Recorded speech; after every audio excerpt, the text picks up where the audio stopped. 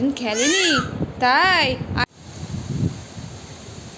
Hello everyone, আশা করছি তোমরা সবাই ভালো আছো। আমি অনেক ভালো আছি। নিবেদিতা লাইফস্টাইলের নতুন একটা ভিডিওর সাথে ওয়েলকাম, অনেক ভালোবাসা। আজকে তোমাদেরকে সাথে নিয়ে ভিডিওটা স্টার্ট করছি। আমি যে বেগুন গাছ লঙ্কা গাছগুলো লাগিয়েছি, তো লঙ্কা গাছে তো তোমাদের আগের দিন দেখিয়েছি ফুল এসছে, আর আজকে দেখো বেগুন গাছেও ফুল এসছে। তো বেগুন হবে আর আমি তো খুবই খুশি। আর বেগুন গাছের পাতাগুলো দেখো, এদিকের পাতাগুলো অনেক লম্বা হয়েছে, আর এদিকে চাল কুমড়ো গাছটাও হচ্ছে। তো আমি তো ভীষণ খুশি, তো বেগুন হবে আর বেগুনে অনেক কুড়ি এসছে, ফুল ফুটেছে। তো আমি তো মানে এত খুশি হয়েছি, মানে কি বলবো, যে আমি গাছটা লাগিয়েছি হয়েছে, এটাই সবথেকে বড় কথা। আর এখানে দেখো আমি বকফুল গাছটা আমি আর বর মিলে লাগিয়েছিলাম, আর বকফুল গাছটাও দেখো লম্বা হচ্ছে আর কি সুন্দর হচ্ছে। তো যাই হোক, বকফুল গাছটাও হবে, আর এই গাছটা অনেক লম্বা হয়। এখন সকাল 8টা বাজে। আমি বিছনা গোছানোর পর ঘরটা ঝাড় দিয়ে এখন জলের বোতলগুলো ভরে নিচ্ছি। এখন এত গরম পড়ে গেছে, তো খুব গরম লাগে, ঠান্ডা জল না খেলে না ভালো লাগে না। সব জলগুলো ভরার পর ফ্রিজে ঢুকিয়ে দেবো। তো এখন আমি ঠান্ডা জলই মানে সবাই খাই বাড়িতে। এত গরম মানে নর্মাল জল তো খাওয়াই যায় না, সেই জন্য সবসময় ফ্রিজে জল রেখে দিই। আর যখন খেতে ইচ্ছা করে একদম ঠান্ডা জলই খাই। আর একদমই মানে ভালো লাগে না, এত গরম এখানে। বোতলগুলো আমার ভরা কমপ্লিট হয়ে গেছে, এখন ফ্রিজে রেখে দেবো। মেয়ের স্যারালাক্সটা ভিজিয়ে রেখেছি, তো ও তো ওই বাড়িতে ঘুরতে গেছে, আর ওকে নিয়ে এসে এখন স্যারালাক্সটাও আমি খাইয়ে দেবো। আমগুলো শোকাতে দিয়ে দিয়েছি, এখনও শোকানো হয়নি, আরও শোকাবে। একদম খড়খড়া যখন শুকিয়ে যাবে তখন খাওয়া যাবে। আর অনেক যখন মানে দিয়েছিলাম তখন তো অনেক আম কেটে দিয়েছি, আর শুকিয়ে কয়টুকু হয়ে গেছে, এটা আরও শুকাবে, আরও অল্প হয়ে যাবে। এখন ওয়েদারটা একদম মানে অন্ধকার হয়ে এসছে, তো মনে হচ্ছে বৃষ্টি হবে, সেই জন্য জামা কাপড়গুলো তাড়াতাড়ি তুলে নিচ্ছি। জামা কাপড় তুলে এখন আমি স্নান করতে যাব। স্নান টান করে চলে এসেছি, আর ওয়েদারটা এমন হয়ে এসেছিলো মনে হচ্ছে ঝেঁপে বৃষ্টি নামবে, এক এক ফোঁটা দু ফোঁটা করে বৃষ্টিও হচ্ছিল। আর ভেজা জামা কাপড়গুলো তুলে নিয়েছিলাম, এখন আবার রোদ্দুর উঠে গেছে, জামা কাপড়গুলো শুকাতে দিয়ে দিচ্ছি। আর যেই রোদ্দুর উঠেছে এত গরম লাগছে, বিচ্ছিরি গরম লাগছে। যদি বৃষ্টিটা হতো তাহলে একটু তাও ঠান্ডা হতো। তো এখন আবার মানে এক ফোঁটা দু ফোঁটা করে বৃষ্টি হয়েছে বলে বেশিই গরম লাগছে।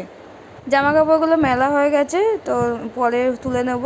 আর ক্লিপ দিয়ে দিচ্ছি, হাওয়া দেয় মাঝে মাঝে, তো হাওয়াতে কাঁথাগুলো পড়ে যায়, সেই জন্য ক্লিপটা দিয়ে দিচ্ছি। সোহাগ, ও সোহাগ, তুমি একা একা খেলছো? একা একা খেলছো? পান্ডাটা নিয়ে খেলছো? তোমার দিদুন কই? তোমার দিদুন কই? দিদুনের সাথে খেলছো না? তোমাকে দিদুন শুইয়ে দিয়েছে? দিদুন খেলেনি তাই? আচ্ছা, দিদুনকে বকে দেবো, ঠিক আছে? দিদুনকে বকে দেবো, তোমাকে খেলতে নেয়নি, তোমার সাথে খেলা করেনি। সোহাগ, ও সোহাগ, পাপ পাপ, তুমি দুষ্টু করেছো। পাপ পাপ, তুমি সবাইকে বলে দাও তুমি এখন দুষ্টু করো। মায়ের গায়ে পটি করে দাও, বাবার গায়ে পটি করে দাও, তুমি এখন দুষ্টু হয়ে গেছো অনেক। এখন সোহাগ অনেক দুষ্ট হয়ে গেছে, আমার গায়ে আর ওর বাবার গায়ে, সারা গায়ে পটি করে দেয়। তো ও এত দুষ্টু হয়ে গেছে, আর এখন নতুন নতুন অনেক কিছু শিখছে, এখন হামাগুড়িও দিতে শিখেছে। তো একটু একটু করে হামাগুড়ি দেয়। আর এখন আমি সোহাগকে খাইয়ে দিচ্ছি। তো সোহাগের জন্য স্যারেলাক্স ভিজিয়েছিলাম, তো স্যারেলাক্স খাইয়ে দিচ্ছি ওকে। একবার দুধ খাওয়াই, একবার করে স্যারেলাক্স খাই দুপুরের দিকে, তো আমি স্যারেলাক্সটাই বেশি খাওয়াই। আর আমি সোহাগকে সারাদিনে কী কী খাওয়াই, তো সেটা একটা অন্য ব্লগে শেয়ার করব। 6 মাস পর আমি ওকে কী কী খাওয়াচ্ছি, মানে কোন টাইমে কী কী খাওয়াচ্ছি, অবশ্যই তোমাদেরকে একটা ব্লগে দেখাবো। সোহাগকে খাওয়াতে এখন অনেক সময় লেগে যায়, ওকে মুখের মধ্যে দিয়ে ও মুখে নিয়ে তো শুয়েই থাকে, এত এখন দুষ্টু করে। তারপর আবার মুখের মধ্যে ফেলে দেয়, খুবই ও দুষ্টুমি করে। আমারও খাওয়া হয়নি, ওকে আগে খাওয়াই তারপরে আমি খাবো। তো ও এখন খেতে খেতে 1 ঘন্টা, তো আগে খাইয়ে নিই তারপরে এখন খাবো। তো যাই হোক, আমারও খাওয়া দাওয়া কমপ্লিট হয়ে গেছে, আমি মা সবাই খেয়ে নিয়েছি। আর এখন বাসনগুলো আমি ধুয়ে নিচ্ছি। সোহাগকে খাওয়ানোর পর সোহাগ এখন খেলছে। ও তো বিকালবেলাতে একদম ঘুমাতে চায় না, শুধু স্নান টান করে ঘুমায়, তারপরে একদমই ঘুমাতে চায় না, এত দুষ্টু হয়ে গেছে। তো ওকে আমি বকা দিই, তাও ঘুমাতে চায় না। তো কি করব, বাচ্চা মানুষ যদি না ঘুমায় তো ওকে আর জোর করে ঘুম পাড়ানো যায় না। এঁঠো বাসনটা আগে জল দিয়ে ধুয়ে নিলে ভালো মাজতে সুবিধা হয়। তো এঁঠোর মধ্যে মাজতে মানে ভালো লাগে না, সেই জন্য আমি আগে পরিষ্কার করে জল দিয়ে আগে ধুয়ে নিই, তারপরে বাসনটা মাজি। এভাবে মাজতেও সুবিধা হয়। মেয়ের দুধের বাটিটাও আমি একসাথে ধুয়ে নিই। আর মেয়ের দুধের বাটিটা মানে আমাদের সঙ্গেই আমি ধুয়ে নিই, কারণ অন্নপ্রাশন হয়ে গেছে, এখন তো আর কোনো প্রবলেম নেই, সেই জন্য একবারেই মানে বাটিটা ধুয়ে নিই। তো তো চলো, বাসন ধোয়াটা আমার কমপ্লিট হয়ে গেছে।